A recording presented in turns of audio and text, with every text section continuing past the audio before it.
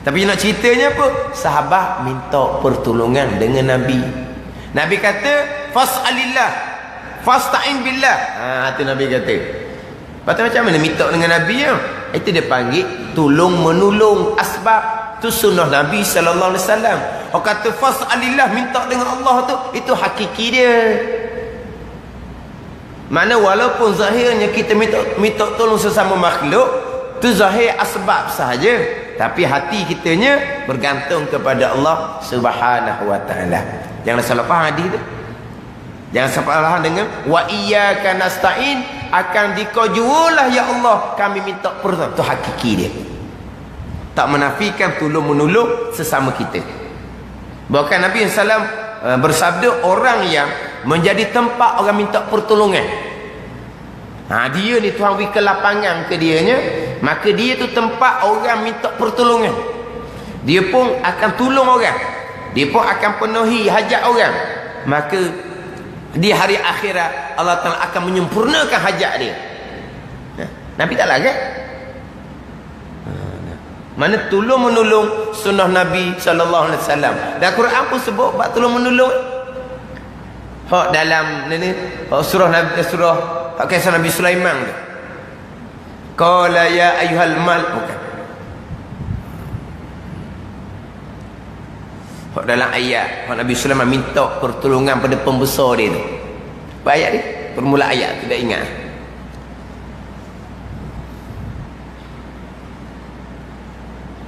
Ayat dia qala allazi indahu ilmun ana atika bihi qabla an yartadda ilaika tarfuk tu.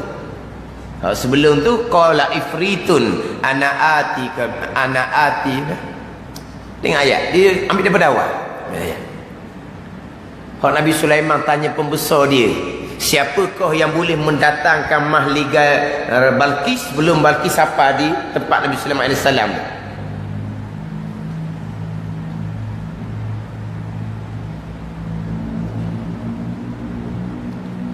Kala tak mari. Ayat Nabi Sulaiman minta pertolongan daripada pembesar untuk datangkan istana Balqis. Maka jawab Ifrit, dia boleh mendatangkan istana Balqis ni sebelum Nabi Sulaiman AS bangun di tempat duduk. Nabi Sulaiman tak ambuh, lambat. Lepas itulah waqala allazi indahu ilmu minal kitab. Marilah seorang lelaki yang mana Tuhan beri ilmu Taurat dan Zabur ke dia. Aku boleh mendatangkan Malika Balqis. Mana Nabi Sulaiman pejam kelip mata, buka dia dah. Dalam ayat ni cerita apa ni? Nabi Sulaiman minta pertolongan kepada pembesar. Tak boleh? Tu boleh. Sama dengan kisah Zulkarnain apa? Untuk buat benteng tu. Daripada surah Kahfi tu lah. Fa'inuni biquwwatin aj'al bainahu wa bainakum radma. Mana apa? Kaum tu minta potong daripada Zulkarnain, lepas tu nak bagi upah, sampai kata Zulkarnain kata tak mahu upah. Tapi apa? Fa'inuni biquwwatin. Fa'inuni biquwwatin. Kamu tolong aku dengan kekuatan kamu. Nak jadikan benteng antara kaum ni dengan Ya'juj wa Ma'juj tu. Cerita apa tu? Ayat cerita bab tolong menolong. Fa'inuni, tolong oleh kamu akan daku, kata Zulkarnain. Sebelum tu kaum tu minta pertolongan Zulkarnain.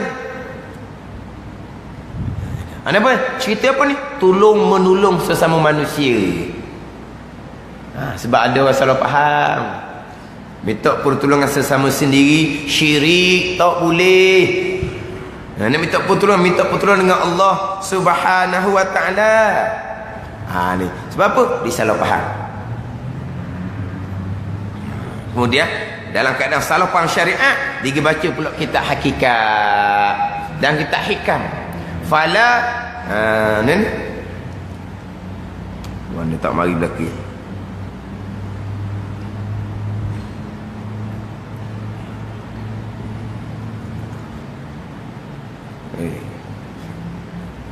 Gelak ini. Mana tak?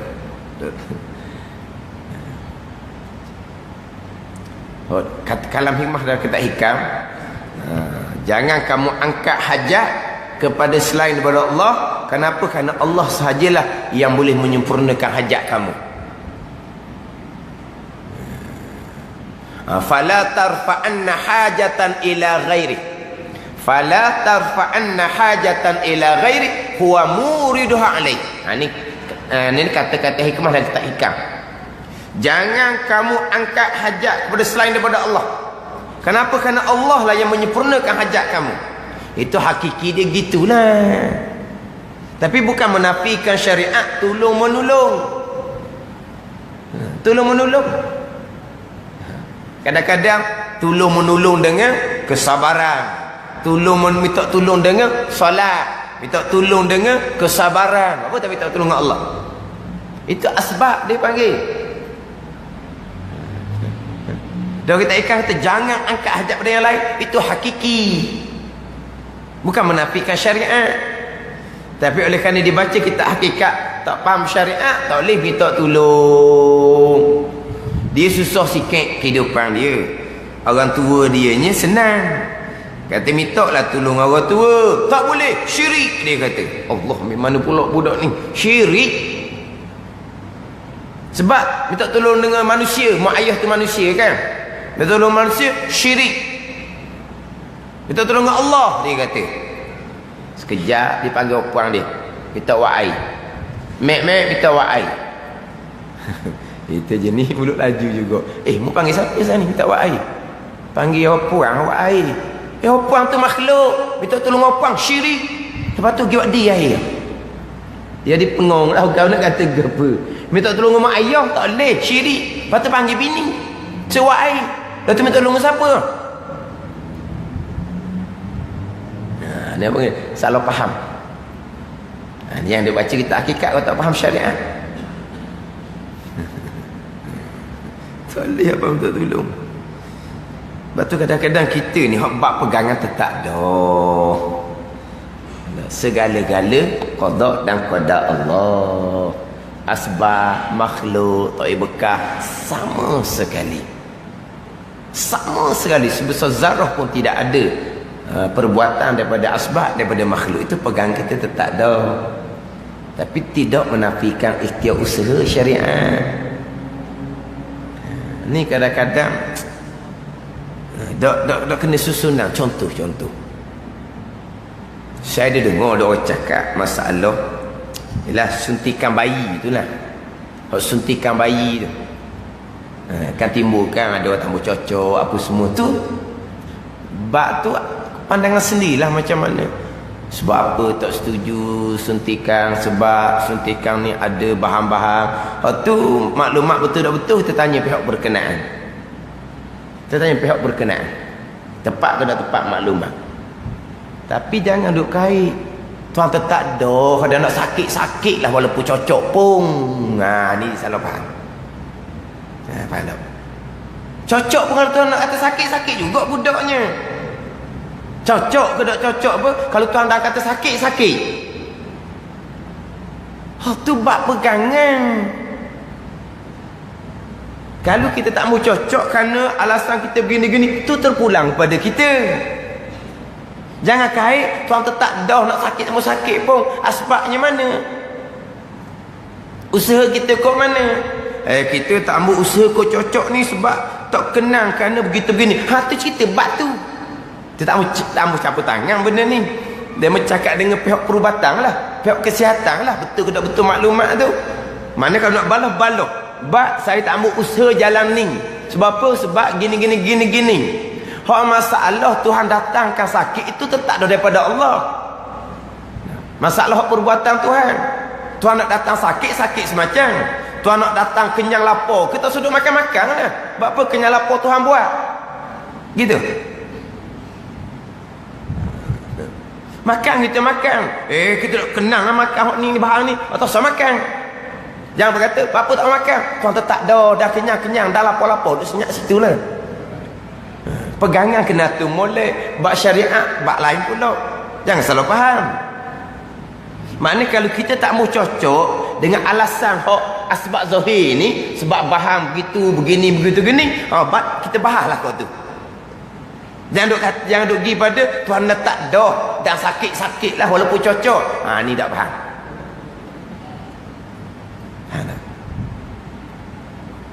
Tengok alasan tu. Buat alasan kita tak kenal kerana begini.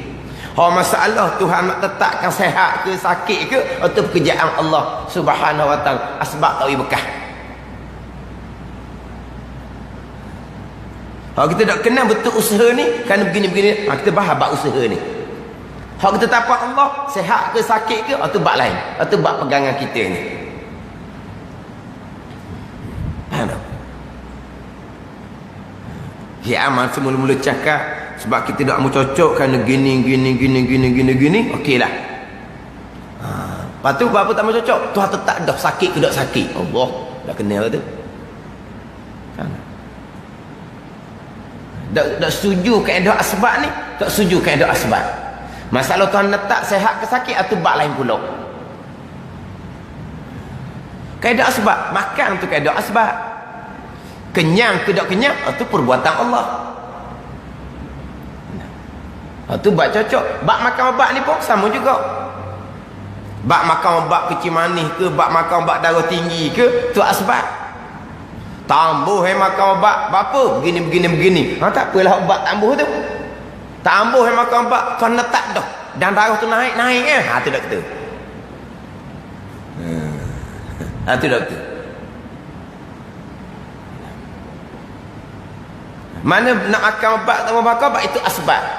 Darah tinggi kita, kecil manis kita tu asbab. Tapi darah kita naik ke tak naik, stabil ke tak stabil, kecil manis kita naik ke turun ke stabil ke tak, memang segala-galanya perbuatan Allah. Tapi asbab kitanya betul makan obat. Tak mau makan obat kenapa? Kalau tak kenal obat, tu bahal habat tu. Kenapa tak makan obat? Tuan letak dah darah naik ke tak naik, tu betul. Bab kita jangan nafikan asbab. Segala-gala perbuatan Allah itu hakiki pegangan kita tetap dah.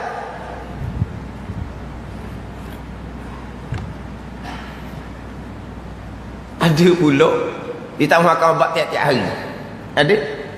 Ni kena ambil faham molek bab ngaji pegangan ni, antara pegangan asbab zahir syariat, lepas tu bab syariat hati.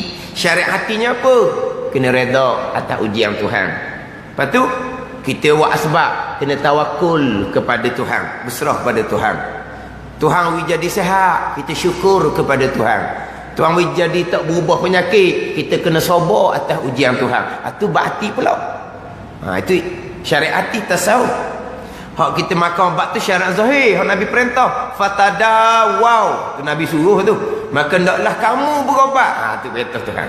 Hak masalah we bekah, semuanya perbuatan Allah, itu pegangan susun molek tiga ni. Ada orang dia tak mau makan ubat hari-hari, dia tak mau makan ubat daun tinggi hari-hari, tak mau makan ubat kecil manis hari-hari. Kalau makan ubat daun tinggi hari, jadi darah tu stabil semua. Kalau makan ubat kecil manis hari, kecil manis tu stabil semua. Dia kata takut nanti kan berpegang darah stabil, kecil manis stabil kena ubat. Maka itu tak mau makan hari-hari. Sebab takut dah kan makan hari-hari kan, cek stabil semua darah. Sebab apa? Sebab makan hari-hari ikut jadual, stabil semua darah. Takut berpegang obat yang menstabilkan darah, dia pun makan celah-celah. Celah-celah dia ikut peraturan, dia ikut aturan. Siapa masih doktor serenda dah lah, jadi apa dah perak dah. Pergi pada buah pinggang pulau. Sebab apa tak akan obat ikut jadual? Tak boleh makan hari-hari, takut nanti berpegang obat tu yang menstabilkan darah. Kalau gitu tak sudah makan nasi hari-hari lah.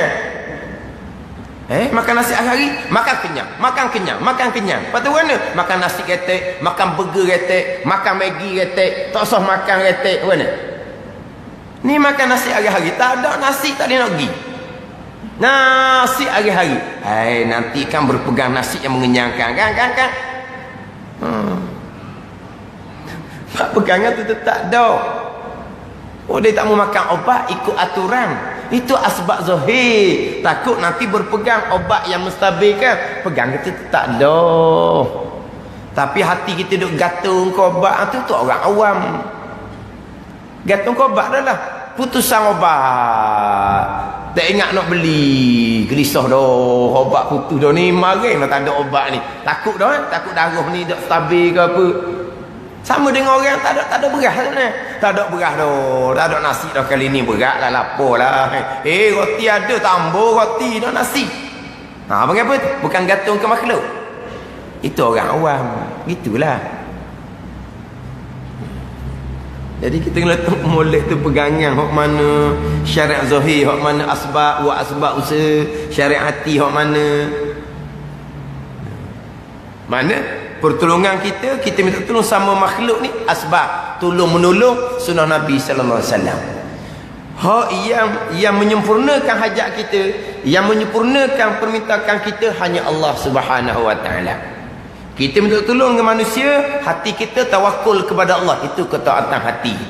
Orang tolong, orang menyempurnakan hajat kita, zahirnya, hakikatnya datang daripada Allah. Kita pun bersyukur kepada Allah. Itu ketaatan hati. Dia tak mau tolong, kita redha, kita sabar. Itu pun ketaatan hati.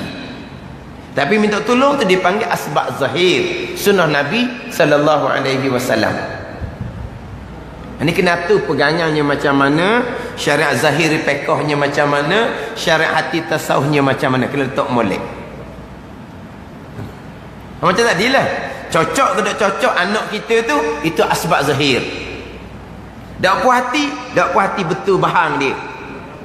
Tapi hakikinya cocok ke tak cocok, yang bekas adalah perbuatan Allah Subhanahu wa taala. Hakiki pegang kita. Tak mau cocok kenapa? Kerana tak setuju dengan bahang dia. Jangan tak mau cocok sebab apa? Tuan letak dah sakit-sakit lah. Tidak kena. Mana kalau kata tak mau cocok sebab tuan letak dah sakit-sakit lah. Mu tak usah makan lah. Sebab apa? Tuan letak dah kenyang-kenyang lah. Lapar-lapar lah. Bukan nasi pergi bekas. Tak usah duk makan. Apa ni? Kena makan. Tu asbab zahir, ikhtiar. Sama juga cocok ni. Tapi tak mau cocok sebab apa? Sebab tak kenang dengan bahan. Itu cerita lain. Itu bahas dalam bab bahan dengan orang-orang yang berkenaan.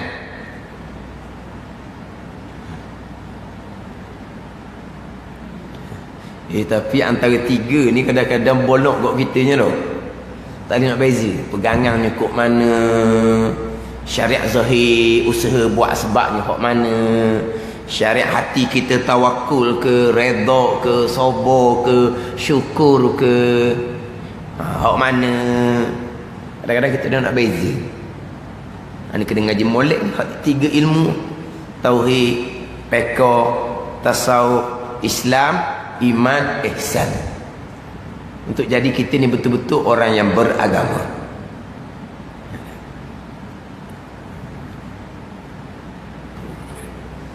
Hakiki pergantungan kita hanya semata-mata kepada Allah. Yang menyempurnakan pertolongan Allah Subhanahu wa taala. Sebab apa? Sebab asbab makhluk tidak ada sebarang peranan walaupun sebesar zarah. Semuanya perbuatan Allah Subhanahu wa taala. Dan atas Allah hamba berpegang, bergantung, iktimad hati hanya kepada Allah. Dan dengan limpah kurnia Allah, hamba minta pertambahan. Ini daripada pengarang Haji Nik Abdullah Al-Jambuwiyu. Ini orang banyak guna nama hujung ni. Lain ni kan.